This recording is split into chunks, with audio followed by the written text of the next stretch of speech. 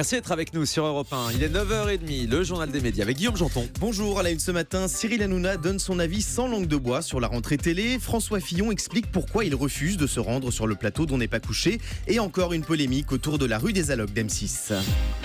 Et on commence donc avec Cyril Hanouna qui a donné son avis ce week-end sans langue de bois, vous le disiez, sur les programmes de cette rentrée télé. Alors que Touche pas à mon poste fera son retour sur l'antenne de C8 dans une semaine, son animateur emblématique suit déjà avec attention tout ce qui se passe sur le petit écran. Samedi matin, Cyril Hanouna a réagi aux audiences des lancements des 2 programmes phares de TF1 en postant ce message sur les réseaux sociaux.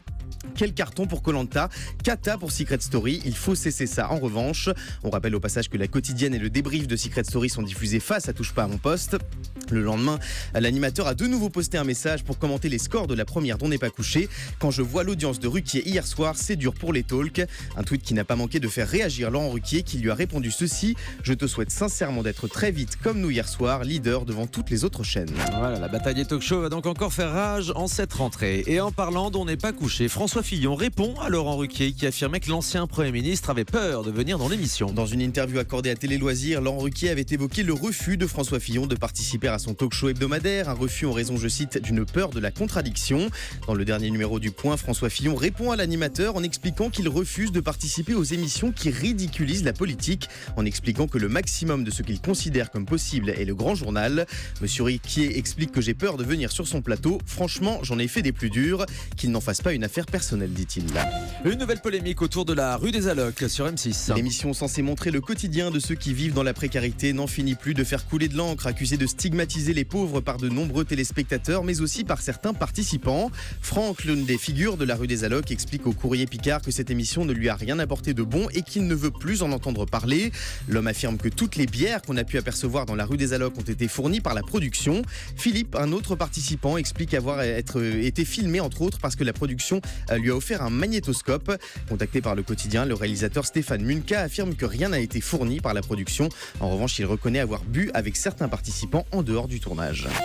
France 5 repousse les premières de ses politiques et ses polémiques. Les 2 rendez-vous incarnés par Bruce Toussaint et Karim Ressouli devaient être lancés le dimanche 11 septembre prochain, mais suite à l'annonce de la diffusion de Vie politique avec Marine Le Pen sur TF1 le même jour, France 5 a décidé de décaler d'une semaine les premières de ses politiques et ses polémiques, préférant offrir une exposition optimale et sans concurrence à ces 2 émissions pour leur lancement.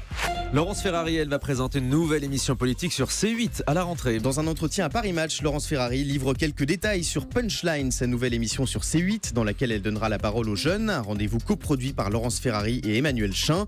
La journaliste en profite pour évoquer son avenir à la télévision. Elle explique envisager très clairement de ne plus faire d'antenne dans 10 ans pour se consacrer à ses activités de productrice.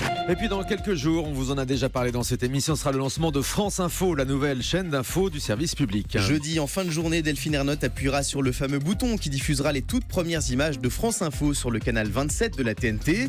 Sur France Info, les téléspectateurs retrouveront Louis Laforge, Jean-Michel Apathy, Nicolas Demorand, mais aussi Myriam Bounafa.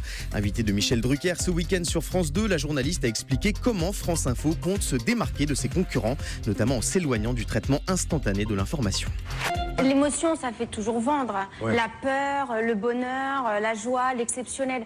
Est-ce que ça nous permet pour autant de mieux comprendre le monde qui nous entoure? J'en suis pas si sûre. L'idée, c'est ça. La chaîne info, je la connais très très bien, c'est une usine du fait. Il n'est pas question de taper sur nos collègues.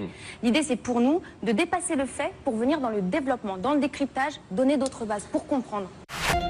Voilà, donc un focus sur France Info hier dans la nouvelle émission de Michel Drucker consacrée à la télévision sur France 2 qui s'appelle Vivement la télé. Alors une émission consacrée à la télévision, c'est un bien grand mot puisque c'est essentiellement consacré au service public. Michel nous l'avait expliqué la semaine dernière dans cette émission. Yann Barthès en dit plus sur sa rentrée au sein du groupe TF1. C'est l'un des transferts phares de cette rentrée. Yann Barthès a quitté Canal+ pour le groupe TF1 où il proposera Quotidien tous les jours en accès sur TMC, Quotidien Express, une pastille reprenant les temps forts de l'émission diffusée sur TF1 juste après le 20h, mais aussi une autre émission hebdomadaire en deuxième partie de soirée lancée au mois de novembre.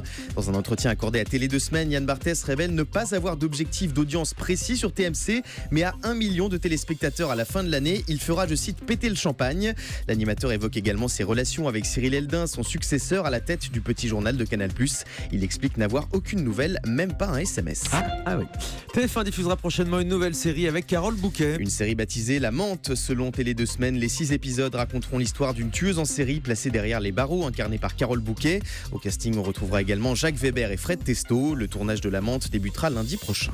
Lilian Renaud, le gagnant de The Voice saison 4, prépare un nouvel album. Un deuxième album dont la sortie est prévue le 4 novembre prochain. Selon le Parisien, Zazie, la coach de Lilian Renaud dans le télécrochet de TF1, a participé à ce projet en écrivant plusieurs titres.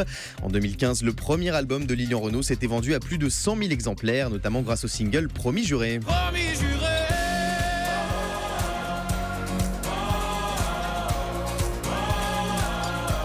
Tout ira mieux demain.